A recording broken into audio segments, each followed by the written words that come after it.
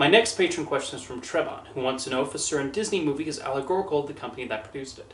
A wild theory came to my mind, and I want to know your thoughts. I personally think The Emperor's New Groove was metaphorical of Disney's executive leadership between the mid-80s and mid-90s, with Cusco being a metaphor for Michael Eisner, Pacha for Frank Wells, and Yzma for Jeffrey Katzenberg.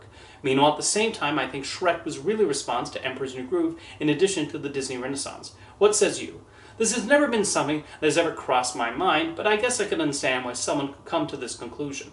Eisner was known as basically the face of Disney during the 80s and 90s, while with him hosting The Wonderful World of Disney on television. If you regularly tuned into ABC on Sunday night, there's a good chance you knew who Eisner was. Frank Wells had a very good reputation and was generally well liked and respected by anyone who worked for him. As for Katzenberg, he and Eisner's relationship did wane heavily in his final years at the company, and he was frustrated not being promoted following Wells' death. He would even later sue Disney. I guess that sort of reflects the depiction of the three main characters in The Emperor's New Groove. Eisner is the person always the center of attention and wanting to call the shots, Katzenberg is the person angry and not being in charge and taking it out on his boss, and Wells is the friend who tried to make sure these two went on the right path. Whether the filmmakers intended this, I'm not so sure, especially what a breakneck production that movie was. The director, Mark Dindal, was not even at Disney when all the kerfuffle between Eisner and Katzenberg was happening, as he left the studio in 1992 and returned in 1997, well after Katzenberg had departed and started DreamWorks. With that said, it's not a bad theory, and there was in fact a Disney movie that did base its villain partly on Katzenberg. That was Hercules, with Ron Clements and John Musker basing the look of Hades on him. Was this payback for not letting them make Treasure Planet after Aladdin? Maybe, although I'm not sure they have too deep an animosity towards him. I assume.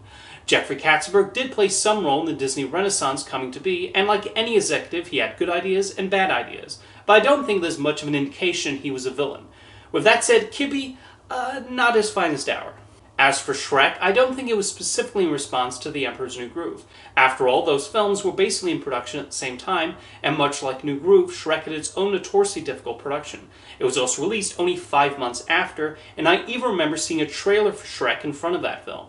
But was it a response to the Disney Renaissance? Oh, unquestionably. The whole film constantly takes pot shots at Disney, and it's not much of a secret that Lord Farquaad was modeled after Michael Eisner. Katzenberg was still steamed about what happened to him near the end of his time at Disney, and he let the filmmakers poke fun at his former employer. The most obvious is Duloc being inspired directly by Disneyland, with Farquaad wanting it to be this perfect, pristine kingdom, not unlike the care Disney puts into its theme parks, because how dare an amusement park be well run and decently maintained? Oh well, it did give us that hilarious It's a Small World parody. Shrek also flips Beauty and the Beast on its head, especially the ending, with Fiona choosing to stay an ogre in the end, and the film having a message by not judging someone just because they don't fit into your stereotypical view of beauty. However, the movie that I think is an especially big metaphor for the Walt Disney Company is from neither Disney nor DreamWorks. That movie is Robots from Blue Sky Studios, which has always struck me as a response to Disney at the time. The character of Big Weld is obviously influenced by Walt Disney with the empire he has built, and the television show he hosted clearly taking obvious influence from the show Disney used to host. At the time Robots was being made, Disney was downsizing its hand-drawn animators and moving fully towards computer-animated features. In the movie, the current head of Big Weld's company really wants to push for new shiny robots and has no use for the previous models, which he views as useless and outdated. This reflects how studios like Disney in the 2000s felt audiences had lost interest in hand-drawn animation and just wanted CGI. I actually find Robots in general to be a very thematically rich film. It's also an allegory for the way tech companies are constantly pushing new products on consumers, even when the ones they have work fine. And there's also a commentary on the healthcare system and the importance of everyone having access to it. But anyway, I think the movie is primarily a metaphor for Disney, which kind of makes it terribly ironic that they would later buy Blue Sky Studios and close it down, caring more about profits than the people who made and nurtured that studio. Although they're still more than happy to make new Ice Age movies, which begs the question why they sent away the animators responsible for those. I'm going to stop my tangent now.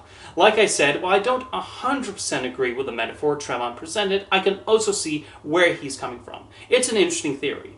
Thank you for your question, Trevon.